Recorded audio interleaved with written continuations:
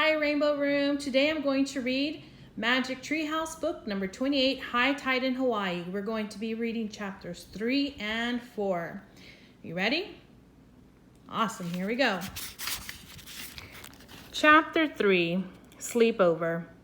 Aloha, said Jack and Annie. Where did you come from? A pretty woman asked.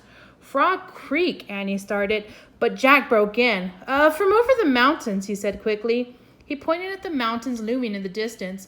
Well, we're glad you have come to visit us, the woman said. Everyone smiled and nodded. They're all amazingly nice, Jack thought. The music started again. As people began to dance, Kama took Annie's hand. Sit and talk with us, she said. She and Boba led Jack and Annie to the edge of the clearing. They sat cross-legged in the grass. Kama picked up a wooden bowl. She held it out.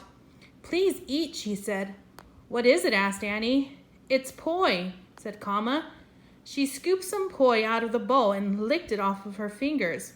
You eat it with your hands? Cool, said Annie. She stuck her finger in the bowl and licked off the poi. Good. Jack stuck his finger in the bowl too. The gooey mixture felt like peanut butter, but when he licked it off of his finger, it had a weird taste, both bitter and sweet. He said, but he made a face. He doesn't like it, Kama said to Boka. No, said Jack. He tried to think of something polite. It's very interesting. Kama and Boka giggled, but they stuck their fingers in the bowl and ate some poi. Interesting, they exclaimed. They cracked up laughing. Jack and Annie laughed with them. Now tell us about your home over the mountain, said Kama. This place you call Frog.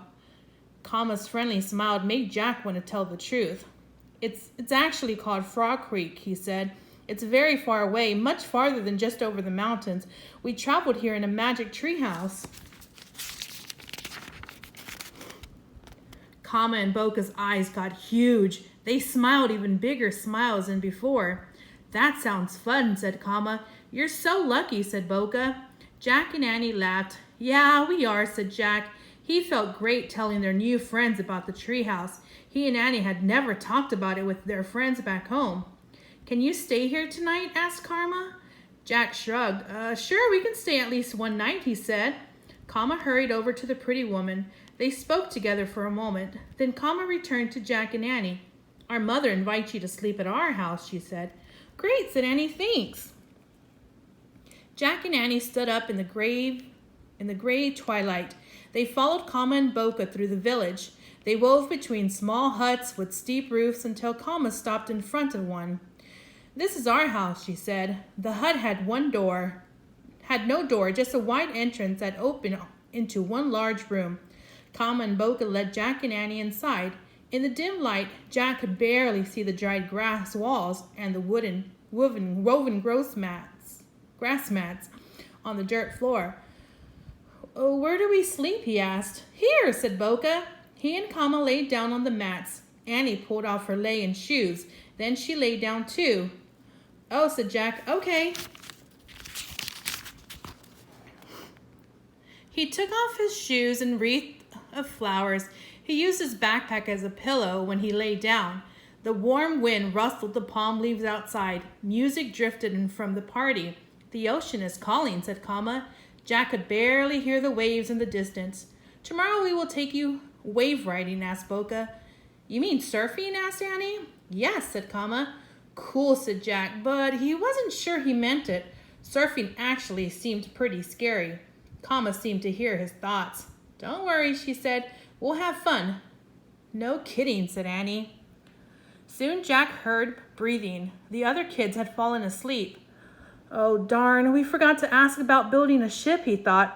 I guess we'll have to do that tomorrow. Jack closed his eyes and yawned. Soon he was fast asleep, too. Chapter 4, Garden Paradise. Jack heard pounding noises. He imagined Boka and Kama were building a ship. He opened his eyes. Only he and Annie were still in the hut. A piece of cloth covered the doorway. Jack sat up and shook Annie. Wake up, he said. She opened her eyes. I think they're building a ship outside, said Jack. Come on, let's go. Annie jumped up. Don't forget your leis, she said.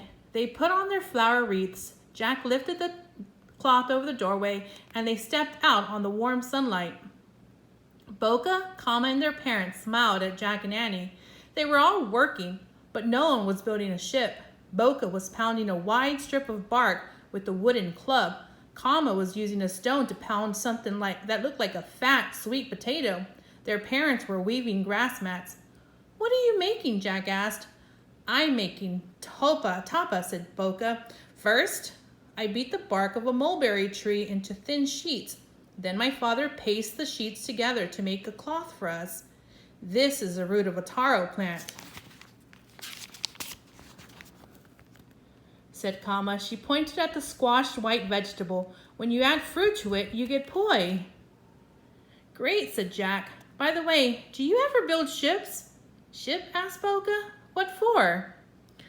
Here's Jack and Annie talking to them about what they're making. And there's Boca and Kama and their mom and dad hard at work.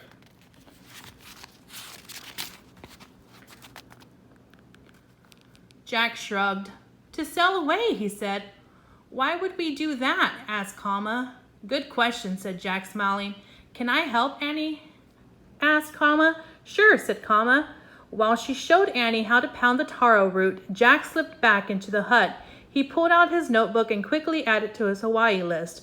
Tapa, bark pounded into cloth. Taro root pounded for poi. Ship? ? Jack heard Kama ask her parents if they could play now. We finished our chores, said Kama. May we take Jack and Annie to the ocean for wave riding, said Boca. Jack held his breath. He half hoped that they would say no. Yes, go have a good time with your friends, said their father. Come on, Jack, Annie called. Jack put his notebook away. He pulled on his pack and joined the others outside. We'll be back in a little while, said Kama. Don't forget to eat breakfast, said their mother. We won't, said Kama. Where will we get breakfast, wondered Jack. He and Annie followed Kama and Boca. They passed villagers hard at work. Some carried firewood or water, others cutting grass or stripping bark from trees. Everyone smiled and waved. Hungry? Kama asked Jack and Annie. Sure, they said. Kama and Boca went into the grove of palms near the huts. They climbed up two slanting tree trunks, using their hands and feet to push themselves up. At the top, they shook the palm leaves. Watch out! Kama shouted. Jack and Annie jumped back as big, round coconuts fell to the ground. Kama and Boca slid down the trees. They each picked up a coconut. They found rocks and began to whack the hard shells. They watched and whacked until their coconuts cracked into halves. Kama shared hers with Annie. Boca shared his with Jack. Jack drank the fresh, sweet milk inside. The coconut. He said. Interesting, said Boca. No, means good, said Jack. Everyone laughed. Then Kama picked bananas off of a banana tree and gave them to Jack and Annie. Peeled his and took a bite. It was the best banana he had ever eaten. When breakfast was over, they all headed into the flowery meadow. The sky was the bluest blue Jack had ever seen. The grass was the greenest green. The flowers and birds sparkled like jewels. Hawaii is like a garden paradise, Jack thought. He wanted to look up Hawaiian birds and flowers in the research book. As the others kept walking, he stopped and pulled out the book. Jack, come look, Annie shouted. She was standing at the edge of a cliff with Boca and Kama. Just put away the book. Jack put away the book and hurried to join the others. He looked down at the beach 50 feet below. There were no people. Only seashells and seaweed lay on the glistening white sand. Big foamy waves crashed against the shore. Wow, said Annie. Uh-oh, thought Jack. All right, next time we will read chapters 5 and 6. Adios, Rainbow Room. I miss you.